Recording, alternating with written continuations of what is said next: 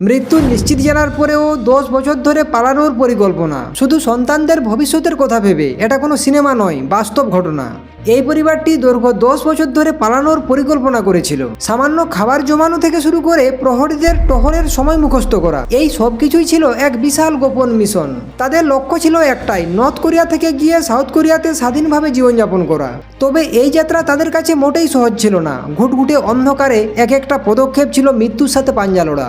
বর্ডারে অজস্র ল্যান্ডমাইন পোতা থাকে, একটা ভুল পদক্ষেপ মানেই পুরো পরিবারের মৃত্যু নিশ্চিত। তাই পরিবারটি এক ভয়ঙ্কর সিদ্ধান্ত নেয়, বাচ্চাদের ভরে ফেলে বস্তার ভেতরে। উদ্দেশ্য ছিল দুটো, এক, যাতে নড়াচড়া বা শব্দ করতে না পারে, দ্বিতীয়ত যাতে কাঁটাতারের আঘাতে তাদের কোনো ক্ষতি না হয়।